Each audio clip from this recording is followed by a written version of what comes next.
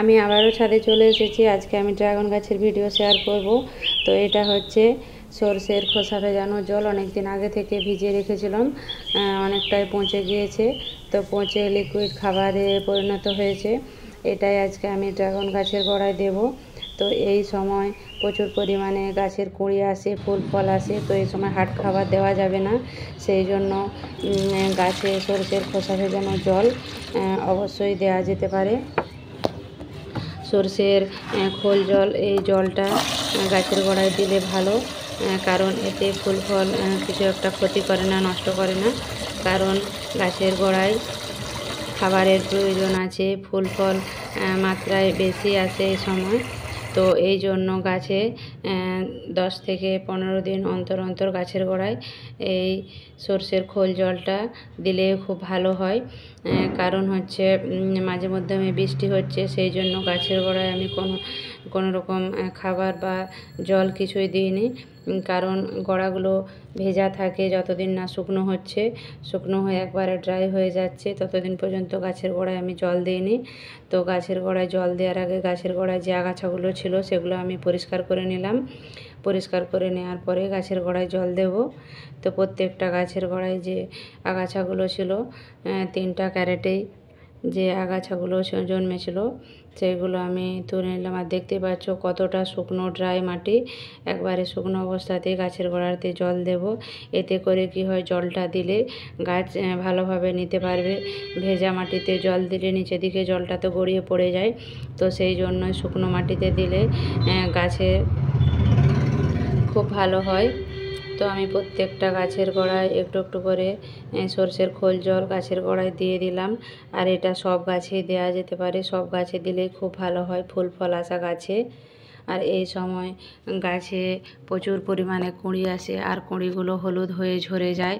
ঝরে যাওয়ার কারণ হচ্ছে প্রচণ্ড গরম, প্রচণ্ড রোদের কারণে হচ্ছে হলুদ হয়ে ঝরে যাচ্ছে কুঁড়িগুলো। আমার গাছের অনেকগুলো কুঁড়ি হলুদ হয়ে ঝরে গেছে। তো আরও কতগুলো কুঁড়ি বড় হয়েছিল, সেগুলো হলুদ হয়ে গেছে দেখছি, সেগুলো নষ্ট হয়ে যাবে। কারণ প্রাকৃতিকের ওপর তো কারো হাত থাকে না। কারণ কখনো দুর্যোগ এসে যাচ্ছে, কখনো ঝড় বৃষ্টি খুব প্রচুর পরিমাণে হচ্ছে, কখনো বৃষ্টি হচ্ছে না। তো প্রচণ্ড গরম রৌদ্রের কারণ, এই জন্য ড্রাগন গাছে যে ফুল ফল আসছে সেইগুলো বেশি মাত্রায় নষ্টই হয়ে যাচ্ছে। আর ড্রাগন গাছ কুঁড়ি এত রৌদ্র নিতে পারছে না, সেই জন্য ফলগুলো হলুদ হয়ে যাচ্ছে। তো আমি সব গাছে একটু করে জল দিয়ে দিলাম। এটা একটা ছোট্ট ড্রাগন গাছ, এটা আমি একটা ছোট হচ্ছে পটে লাগিয়েছিলাম। আর আমি এখানে লঙ্কা গাছ, করলা গাছ, সব গাছে একটু করে জল দিয়ে দেবো। এটা আমার করলা গাছ, আমি অনেক দিন আগেই লাগিয়েছিলাম, সে শীতের সময়। ছোট ছোট করলা অনেকগুলো হয়েছে। এখনও প্রচণ্ড গরমের কারণে করলার সাইজগুলো ছোট হয়ে গেছে। আর এইটা আমি শখ করে ছাদে লাগিয়ে রেখেছি। এটা হচ্ছে পাতিলেবুর চারা লাগিয়েছিলাম ছোট। তো এটা ফুল ফল এসেও ছিল, একবার হয়েছিল, তো তারপর থেকে এখনও আর হয়নি, আমি তারপর নতুন লাগালাম। আর এই যে বেগুন গাছটা, এই বেগুন গাছটা আমি রিপোর্টিং করলাম। আমার এই গাছটা দুটো বস্তার মধ্যে দুটো গাছ আলাদা আলাদা রাখা ছিল। তো আমি কি করলাম, এই ফলের ক্যারেটে দুটো গাছকে একসঙ্গে মাটি দিয়ে বসিয়ে দিয়েছি। আর আমি যে প্রত্যেক দিন রান্না করি সবজির খোসা, সেগুলো ফেলে দিই না, সেগুলো গাছের গোড়ায় দিয়ে দিয়েছিলাম। দিয়ে দেওয়ার কারণে তার থেকে বীজ পড়ে চারাগুলো তৈরি হয়েছিল। তো চারাগুলো আমি তুলে দিলাম। আর গাছে দেখতেই পাচ্ছ কতগুলো বেগুন হয়েছে।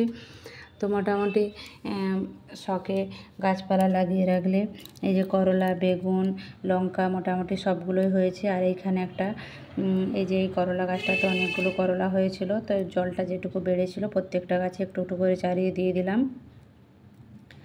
আর এইখানে একটা পুঁই গাছও হয়েছিল। তো সব মিলেমিশে মোটামুটি ছাদে গাছ করতে ভালো লাগে, এই জন্য লাগিয়েছিলাম। আর এটা হচ্ছে এই যে সবজির খোসাগুলো পলিথিনে বা প্লাস্টিকে বেঁধে রেখেছি, কিছুদিন পর পচে যাবে, যখন গাছের গোড়ায় দিয়ে দেব। তো আমার গাছের গোড়ায় সবগুলোতে জল দিয়ে দেওয়া হয়ে গেছে। তো তারপরে আমি দেখাচ্ছি, দেখো গাছে কতগুলো এখনও কুঁড়ি আছে। প্রত্যেকটা কুঁড়ি ছোটো ছিল, একটু একটু করে বড় হচ্ছে। আর এই সময় পিঁপড়ের উপদ্রব খুব বেড়ে যায়। তো পিঁপড়ে খুব একটা গাছে ক্ষতি করতে পারে না, কারণ ফুল ফল আসলেই পিঁপড়ে আসে, তো লাল পিঁপড়ে হলে গাছের হয়তো ফুলের কিছুটা ক্ষতি করতো। তো এগুলো হচ্ছে কালো পিঁপড়ে, এই পিঁপড়েগুলো অতটা ক্ষতি করতে পারবে না গাছে। আর আমার গাছে আরেকটা ফল হয়েছিল, সবার প্রথমে যে ফলটা হয়েছিল সেই ফলটা পেকে গেছে, তো আমি 1-2 দিনের মধ্যে এই ফলটা তুলে নেব। তো গাছ পাকা ফল খেতে খুব ভালো লাগে, মিষ্টি হয়, সেই জন্য আমি পুরো পিঙ্ক কালার হয়ে গেছে, ফলটা এখনও তুলিনি। তো আমিও এখনও জানি না যে আমার এই গাছের এই ফলটা সাদা না পিঙ্ক ফল। তো আমি যখন কাটার পরে দেখব। তো আমি হচ্ছে গাছটা লাগিয়েছিলাম যখন, যেখান থেকে চারাটা নিয়েছিলাম, ওনারা বলেছিলেন যে এটা পিঙ্ক ফল। তো আমি জানি না পিঙ্ক না সাদা, এই প্রথম ফল গাছে আমার হয়েছে, তো আমি খুব খুশি। তো আমি এই জন্য গাছটা লাগিয়ে খুব যত্ন করে 2টো ক্যারেটে লাগিয়েছিলাম, তারপর আরেকটা ক্যারেট লাগিয়েছি। তো আমি আরও অনেকগুলো চারা বসিয়েছি, গাছটা লাগাবো। তো এই ফলটা হওয়ার পরে আরও 2টো ফল একসঙ্গে পেকে গেছে, আর একটা ফলও কদিন আগে ফুল ছিল, তো ফলে সেট হয়ে গেছে।